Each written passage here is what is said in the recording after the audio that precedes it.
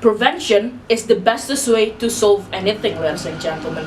In here we agree as the opposition teams of the House about the case that brought by the first speaker of the government about the case of George Floyd that happens recently in the United States of America, ladies and gentlemen.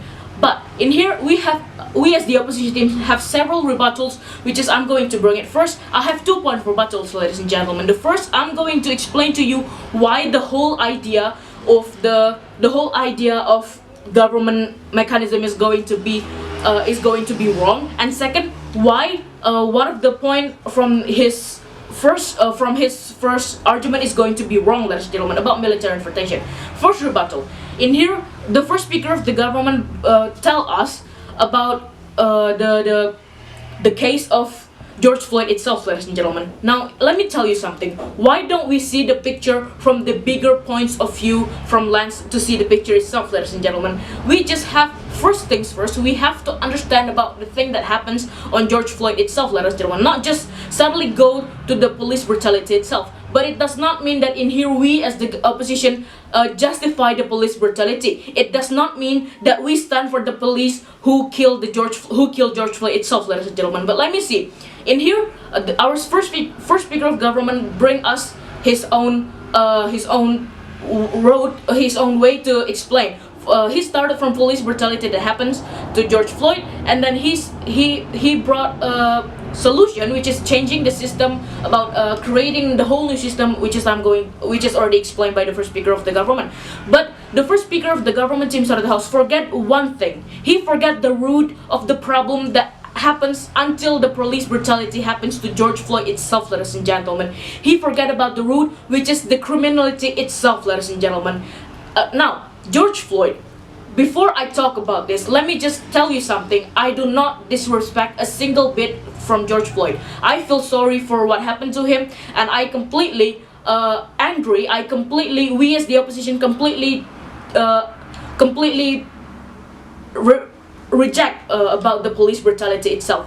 But when we talk about criminality, ladies and gentlemen, George Floyd, before what happened to him under the I Can't Breathe movement or some kind of like that, before police brutality happened, he already did a crime, and he himself is a ex-prisoner, ladies and gentlemen. He ever go to a prison, and after he got out, when he tried to buy something on this store, the store owner accused him that he used a fake money, and he called the police, and the store owner called the police, and the thing that happened with George Floyd happens, ladies and gentlemen. Now, when we talk about this criminality, we as the opposition team have a better solution, much way better solution, rather than the solution from the government team side of the House. But I'm going to explain to you later after my second point of rebuttal. My second point of rebuttal is about the military intervention that brought by the first speaker of the government. Ladies and gentlemen, the first speaker say about military intervention status, some soldiers did kill innocent civilians, but it does not mean we stop military operation altogether. We bring these problematic soldiers to the military court.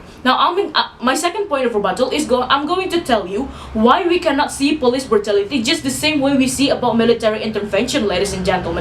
Police brutality. Now let me talk first about military intervention. Military intervention.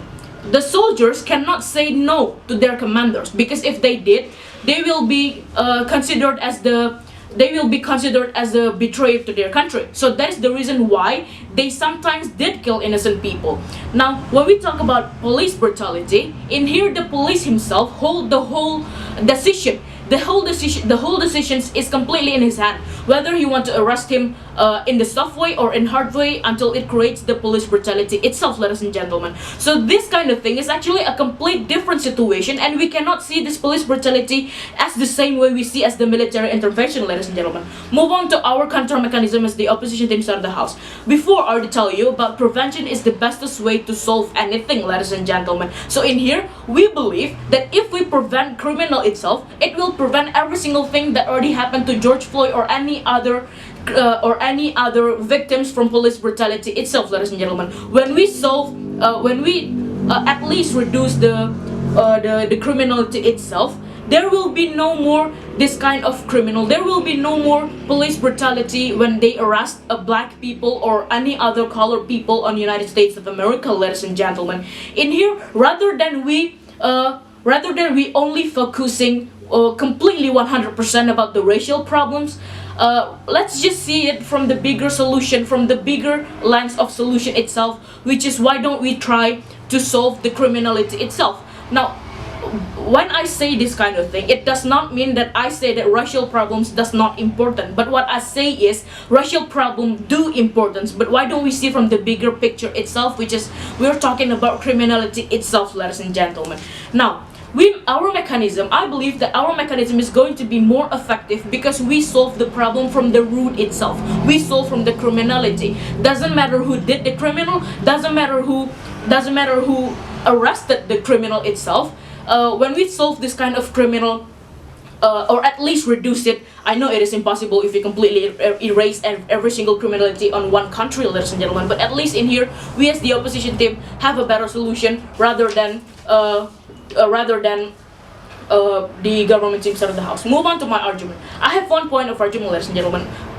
The first speaker, I'm going to bring you 1 point of argument. My second speaker will bring you a few points of rebuttals and a few points of arguments. And my third speaker will completely bring the whole rebuttals and is going to be the last blood of our team, ladies and gentlemen. Now, why defunding the police? My first argument is why defunding the police will actually makes us safer, ladies and gentlemen. In here, we as the government team try to solve the problem before it happens. We try to create a better environment for all those. We try to create a better environment for the youth in the United States of America, so that when they grow up, they did not have any kind of willingness to do any kind of crimes, because they have this kind a good mindset to see the way of life in themselves, ladies and gentlemen. Rather than we try to solve the problems after it happens, just like what the government team tried to do, we better to do it before it happens, ladies and gentlemen. So, why defunding the police will actually make us safer? The idea of defunding or divestment is simple. We must cut the amount of money that our government spend on law enforcement and give that money to more helpful services like job training, counseling, and violence prevention programs. Each year, state and local governments of the United States of America spend more than $100 billion on law enforcement. Now, we can demand that our local officials that allocating funds for the place and give to go toward community-run violence prevention programs. We can demand that our federal government redirect the money that funds police presence in schools to putting counselors in school instead, ladies and gentlemen. So in here we tell the youth, we try to solve the problem from the root itself, which is we are going to fix the youth generation in the United States of America, ladies and gentlemen. Meanwhile, in here the government team keep trying to solve the problem after it happens. In here we as the opposition have a better solution, that we try to cut this kind of funding to police officers, to those who need it the most, to those who need to prepare themselves for a better future, so that they do not necessarily do any kind of crime, and reduce the amount of crime in the United States of America itself, ladies and gentlemen. Because crime is always come from economical situations. That is the first focus of what happened before crimes happen. So that is all from me. Thank you.